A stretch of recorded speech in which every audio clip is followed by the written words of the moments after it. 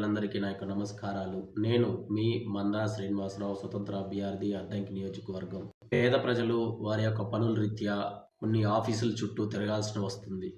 ప్రభుత్వం ఉద్యోగులు, మరి గెలిచిన నాయకులు, మరి ఈ యొక్క ప్రభుత్వాన్ని నడిపిస్తున్న వారు ప్రజల సమస్యలు వారి యొక్క ఏదైనా చెప్పుకోవాలి, లేకపోతే ఒక అప్లికేషన్ ఉంది, ఆ అప్లికేషన్ని పలానా నాయకుడి దగ్గరికి వెళ్తే, పలానా ఆఫీసర్ దగ్గరికి వెళ్తే, పలానా ఉద్యోగస్తుడి దగ్గరికి వెళ్తే నెరవేరుతుందని అనుకున్నప్పుడు వారు మీ ఆఫీసుల చుట్టూ తిరగాల్సి వస్తుంది. మీ యొక్క పేద, మధ్యతరగతి, ధనిక ఈ యొక్క కుటుంబాలు ఏది కూడా వ్యత్యాస చూపించకూడదు. మీకు లంచం ఇచ్చే నాయకుడికి, లంచం ఇచ్చే వ్యక్తికి మీరు త్వరగా సిగ్నేచర్లు పెట్టేసేసుకొని చకచకా పంపించేయడం, పేదవారు ఏమి ఇవ్వలేరు కాబట్టి రేపు రా, ఎల్లుండి రా, తర్వాత రోజు రా అని తిప్పించుకోవడం ఇది ఏమాత్రం తగదు. పేద ప్రజలను కంటతడి పెట్టించొద్దు.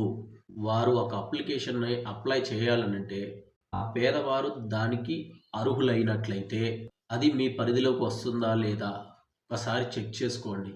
మీ పరిధిలోకి వస్తుంది, మా ప్రాంతంలోకి వస్తుంది అని చెక్ చేసుకొని, ఒకవేళ ఏదైనా లోటుపాట్లు ఆ అప్లికేషన్లో ఉంటే అర్హులు కాదనంటే వారికి చెప్పండి, వివరించండి, ఓర్పుతో చెప్పండి.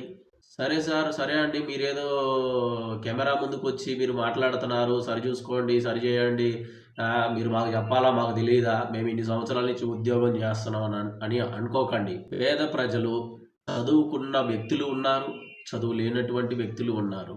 నిరుపేద కుటుంబాల్లో సుమారు 40 నుంచి 50-60 సంవత్సరాల్లో ఉన్నటువంటి వారు, ఎంతోమంది చదువుకోనటువంటి వారు, పెద్దవారు ఉన్నారు.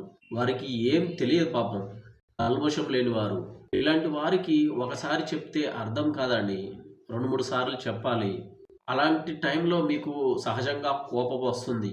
ఎందుకు ఒకసారి చెప్తా, 2 సార్లు చెప్తామా, అప్పటికీ అర్థం చేసుకోకపోతే ఒక మనిషికి ఒక ఓపిక అంటూ నశిస్తుంది.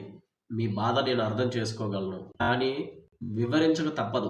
మీ యొక్క బిడ్డలున్నారు, నాన్న, అమ్మ, నాకు ఇది క్వశ్చన్ అర్థం కావడం లేదు, నాకు టీచర్ ఇట్లా చెప్పారు, నాకు ఇది అర్థం కావట్లేదని బాబా చదువుకోబా ఇట్లా గదింతే పిల్లలకి ఏ విధంగా చెప్పాలో ఆ విధంగా మీకు తెలిస్తే దాన్ని వివరించండి. తెలియకపోతే సేమ్ ఇదే విధంగా చదువుకున్నటువంటి వ్యక్తులకు కూడా మీరు నేర్పించక తప్పదు.